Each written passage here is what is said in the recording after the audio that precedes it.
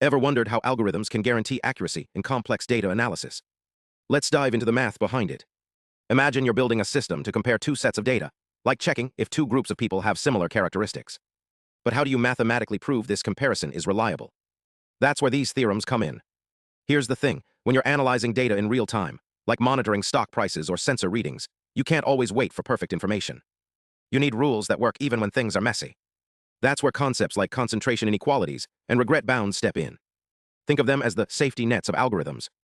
A concentration inequality tells you how likely it is that your data will stay close to its average, like predicting how often a dice roll will land near 3.5. A regret bound measures how much your algorithm might miss out on the best possible decision over time, like how many wrong turns a GPS might take before finding the fastest route.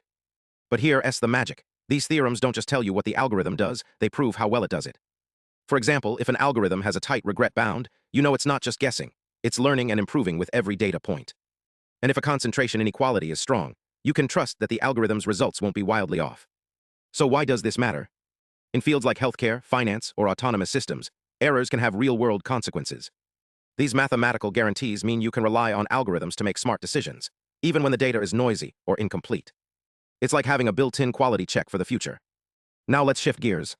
Ever wonder how machines can tell if two sets of data are really different, or if they're just similar by chance? Today, we're diving into a mathematical tool called maximum mean discrepancy, or MMD, and how it helps us compare probability distributions. But this isn't just any MMD, it's the random Fourier feature version, or RFF-MMD, which makes these comparisons faster and more scalable. Let's break it down. At its core, MMD measures the difference between two groups of data. Imagine you have two piles of sand. Each pile represents a distribution of data points. MMD tells you if these piles are fundamentally different, or just variations of the same shape. But when you're dealing with massive datasets, calculating this directly can be computationally heavy. That's where RFF-MMD comes in. It uses a clever trick called random Fourier features to approximate the comparison, making it efficient without losing accuracy. Here's the cool part. RFF-MMD has a special property called self-bounding. What does that mean? Think of it like a stability guarantee. If you tweak one data point in your dataset, the MMD value doesn't jump around wildly. It stays predictable. This is crucial for real-world applications, where data can be noisy or incomplete. The math behind this involves something called a reproducing kernel Hilbert space, which is a fancy way of saying we're working in a mathematical space, where functions behave nicely. By analyzing how small changes in data affect the MMD, researchers proved that the impact is strictly controlled, like a safety net for your calculations. Let's unpack the proof a bit.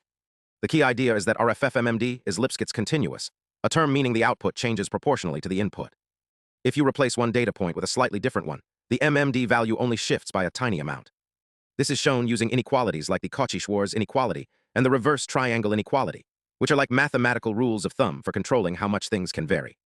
The constants in the proof, like 2n or 2m, essentially quantify how sensitive the MMD is to each individual data point. But what if we want to know how reliable these MMD estimates are? That's where concentration inequalities come in. These are mathematical tools that tell us how likely it is for our MMD value to stay close to its true value, even with limited data. Think of it as a confidence meter. The more data you have, the tighter the bounds, and the more you can trust your results. This is especially important in fields like medical diagnostics, where precision can mean the difference between life and death. So whether you're optimizing a stock trading algorithm, ensuring a self-driving car avoids collisions, or validating a new drug's effectiveness, these mathematical tools are the invisible scaffolding holding it all together. They turn abstract concepts into concrete guarantees, proving that algorithms aren't just fast, they're right. Thanks for watching. Hit subscribe for more deep dives into the math that powers the world around us. Stay curious.